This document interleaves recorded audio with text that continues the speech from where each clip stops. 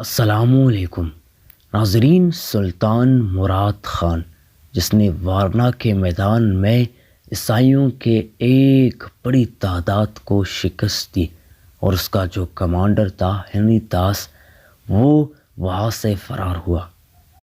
جب یہ شکست عیسائیوں کو حاصل ہوئی تو سلطان مراد نے پھر تخت اور سلطنت کو چھوڑ دیا اور اس کی جگہ اس کا بیٹا تخت پر بیٹھ گیا۔ اس کے بعد ینگ چری فوج نے تنخواہوں میں اضافے کا مطالبہ کیا اور بغاوت کی دھمکیاں دی۔ لوگوں نے پھر سلطان مراد کو تخت پر بیٹھنے کی دعوت دی، لہٰذا سلطان مراد نے لوگوں کی یہ دعوت قبول کر دی اور تخت پر پھر بیٹھ گیا اور سارے بغاوتوں کو فروغ کر دیا۔ اس کے بعد سلطان مراد خان ثانی کا بہت سا وقت البانیہ کا فساد مٹانے میں صرف ہوا، لیکن وہ اپنی وفات یعنی 855 ہجری تک اس فساد کا بکلی استحصال نہ کر سکا۔ البانیہ کے اس فساد کا حال اس طرح ہے کہ صوبہ البانیہ کو اگرچہ ترکوں نے بہت عرصہ پہلے فتح کر لیا تھا، مگر اس صوبے پر وہی قدیم فرمان روا خاندان حکومت کرتا تھا جو ترکوں کا خراج گزار اور ہر طرح ماتحت تھا۔ جان کسٹرائٹ والی البانیہ نے سلطان مراد خان ثانی کے تخت سلطنت پر متمکن ہونے کے بعد اپنے آپ کو مورد الطاف سلطانی بنانے کے لیے اپنے 4 خرد سال بیٹے سلطان کے خدمت میں اس لیے بھیج دیے تھے کہ وہ بطور یرغمال سلطان کے پاس رہے اور سلطان ان کو اپنی ینگ چری فوج میں داخل کرنے کے لیے تربیت دے۔ ایڈریانوپول کی تربیت گاہ میں اتفاقاً 3 چھوٹے لڑکے بیمار ہو کر مر گئے۔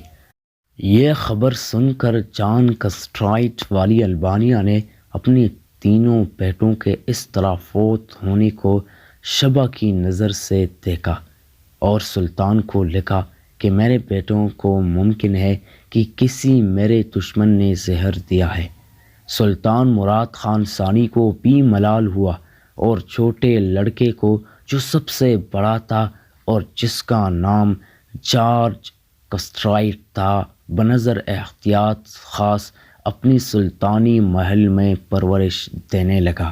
سلطان کو اس کا بہت خیال رہتا تھا، چنانچہ اس کو بطور ایک اسلامی بچے کے شہزادوں کی طرح تربیت دی گئی۔ جب یہ لڑکا جارج کسٹرائٹ 18 سال کا ہو گیا تو سلطان نے اس کو ایک فوجی دستے کی سرداری سپرد کی۔ اس نے نہایت ہوشیاری اور خوبی کے ساتھ اپنی مفروضہ خدمات کو انجام دیا۔ اب وہ ایک پرجوش مسلمان سردار تھا۔ سلطان نے جارج کسٹرائٹ کا نام سکندر بیگ رکھا اور وہ سکندر بیگ اور لارڈ سکندر بیگ کے نام سے مشہور ہوا۔ 836 ہجری میں اس کے باپ جان کسٹرائٹ کا البانیہ میں انتقال ہوگا۔ اس وقت سکندر سلطانی خدمات اور بعض اضلاع کی حکومت پر مامور تھا۔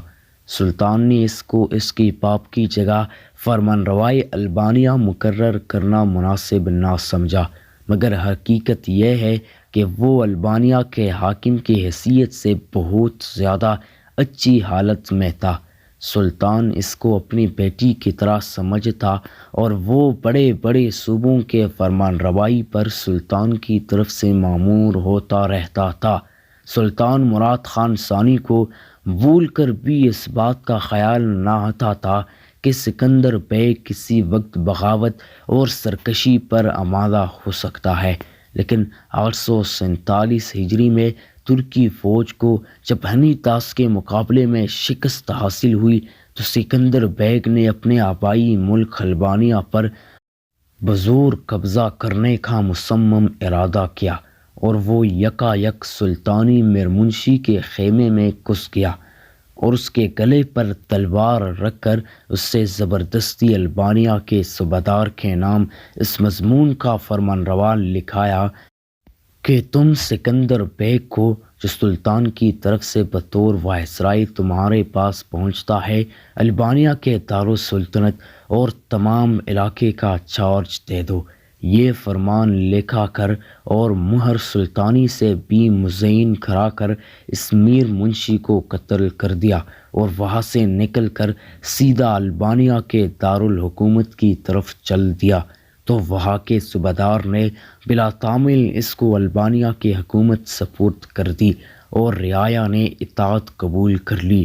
البانیہ پر اس طرح قابض ہونے کے بعد اس نے باشندگان البانیہ میں اعلان کیا کہ میں دین اسلام سے مرتد ہو کر دین عیسوی قبول کرتا ہوں اور آئندہ تمام تر کوشش اس امر میں صرف کروں گا کہ اپنے ملک کو ترکوں کی ماتحتی سے آزاد رکھوں۔ اس اعلان کے سنتے ہی عیسائیوں میں عید ہو گئی اور البانیہ کے اندر یک لخت ترکوں کا قتل عام شروع ہو گیا۔ جس قدر ترک وہاں موجود تھے، عیسائیوں نے سب کو قتل کر ڈالا اور سکندر بیگ البانیہ کا خود مختار فرمان روا بن گیا۔ سکندر بیگ نے چونکہ خاص سلطانی محل میں رہ کر اعلیٰ سے اعلیٰ جنگی تربیت حاصل کی تھی اور سلطانی قرب نے اس کو ذی حوصلہ اور باہمت بنا دیا تھا، شہزادوں کی طرح رہنے کے سبب وہ ترکوں کو بھی خاطر میں نہ لاتا تھا، خود نہایت ذہین اور جری بھی تھا۔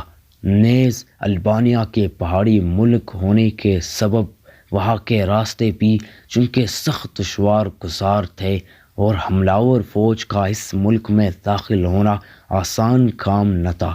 اس سب وجوہات نے جمع ہو کر سکندر بیگ کو البانیہ میں فرمان روا بنا دیا۔ ادھر سلطان مراد خان ثانی کو دوسرے مکروہات سے ایسی فرصت نہیں ملی کہ وہ اپنی مکمل توجہ کے ساتھ اس کے استحصال پر آمادہ ہوتا۔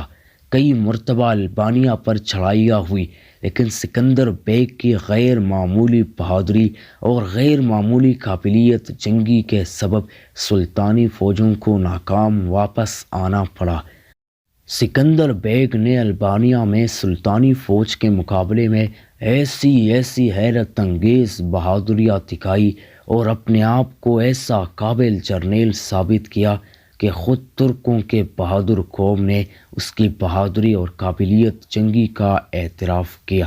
سلطان مراد خان کے عہد حکومت میں وہ مغلوب و اسیر نہ ہو سکا اور البانیہ کے پہاڑوں نے اس کی خوب امداد اور اعانت کی، لیکن جب 872 ہجری میں وہ وینس کے علاقے میں جا کر مر گیا تو ترکی سپاہیوں نے اس کی قبر کھود کر اس کی ہڈیوں کے ٹکڑوں کو محض اس لیے تلاش کیا کہ اس کو بطور تعویذ گلے میں ڈالا جائے تاکہ ویسی ہی بہادری اور جنگی قابلیت اس کی ہڈیوں کے اثر سے ہم میں پیدا ہو سکے۔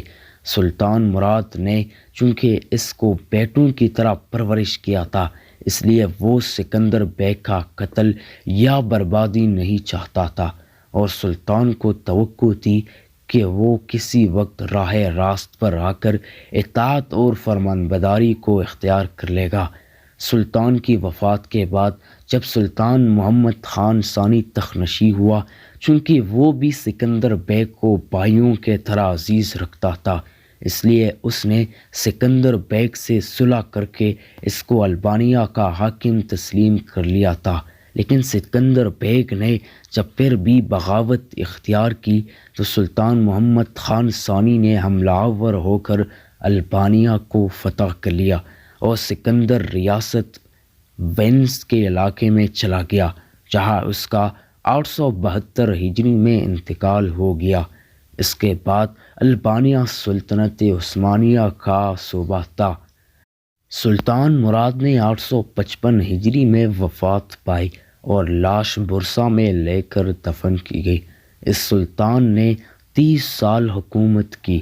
اس سلطان کے عہد حکومت میں بھی بڑے بڑے عظیم و شان واقعات رونما ہوئی اور بحیثیت مجموعی سلطنت عثمانیہ کی بنیادیں پہلے سے زیادہ استوار ہو گئی۔ یہ سلطان بہت نیک دل، خدا پرست اور رحم دل تھا۔ ناظرین، سلطان مراد خان ثانی کا کہانی میں نے آپ لوگوں کے سامنے 4 ایپیسوڈز میں پیش کیا۔ اگر آپ کو یہ ویڈیو اچھی لگی تو ویڈیو کو لائک کرنا اور چینل کو سبسکرائب کرنا تاکہ ہر نئی ویڈیو کا نوٹیفیکیشن سب سے پہلے آپ تک ہی پہنچ جائے۔ دیکھنے کا شکریہ۔